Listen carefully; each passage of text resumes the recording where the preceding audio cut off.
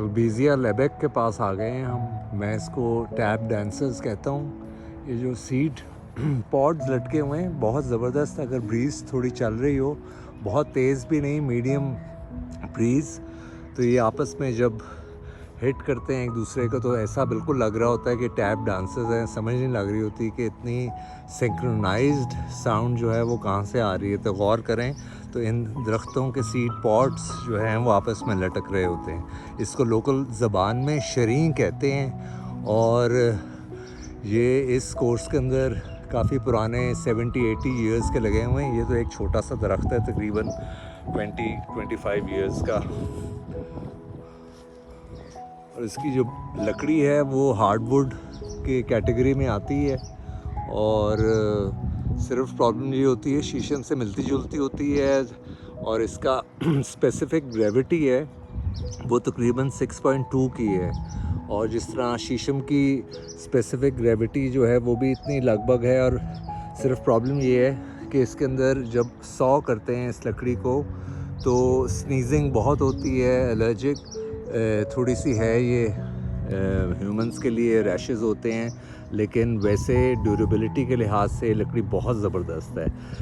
अल्बीजिया लेबेक शरीं का दरख्त, और इसके जो फूल हैं वो स्पाइकी येलो रंग के होते हैं जो कि स्प्रिंग एंड ऑटम में निकलते हैं, और वो कुछ प्रेस किए हुए हैं मैंने इसके स्पेसिमेंस, वो भी मैं शेयर करूँगा आप लोगों से।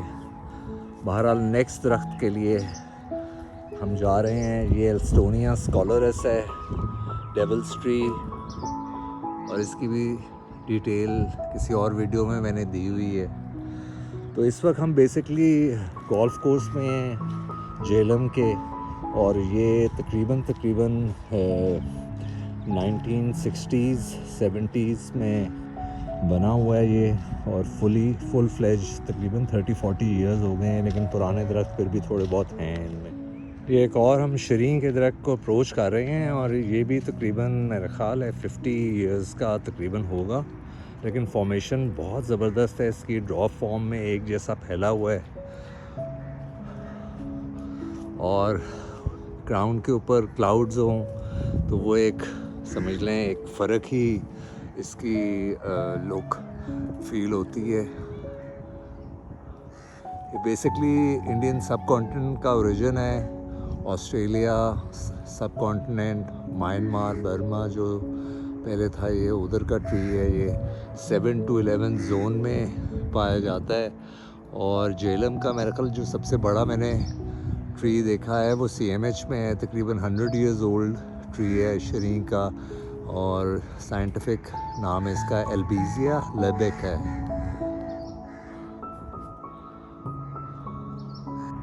ये एक और रेयर स्पीसी की तरफ जा रहे हैं, इसका नाम फाइकस ग्लोमरेटा और फाइकस रेस मूसा है।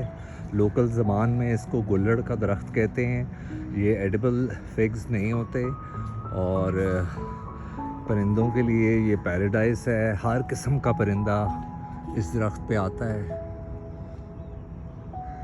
आपके क्लोज़अप में फिग्स जो हैं वो बेसिकली विदर ऑफ हो चुके हुए हैं, लेकिन स्प्रिंग में और आएंगे, और ये रेड हो जाते हैं, पीच ऑरेंज इनके अंदर ह्यू डेवलप होता है, बहुत वाइब्रेंट फिग्स होते हैं। ये भी समझ लें लीफलेस फॉर्म में है, सर्दियों में स्प्रिंग में फुल ग्रीन हो जाता है, और ये भी ऑस्ट्रेलियन स्पीसी है।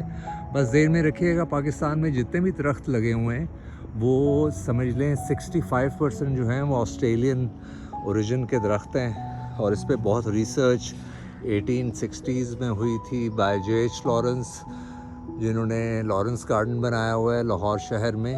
उसके अंदर भी बहुत ज़बरदस्त स्पीसीज़ हैं, क्रैक हुई हैं इसके कुछ बॉक्स।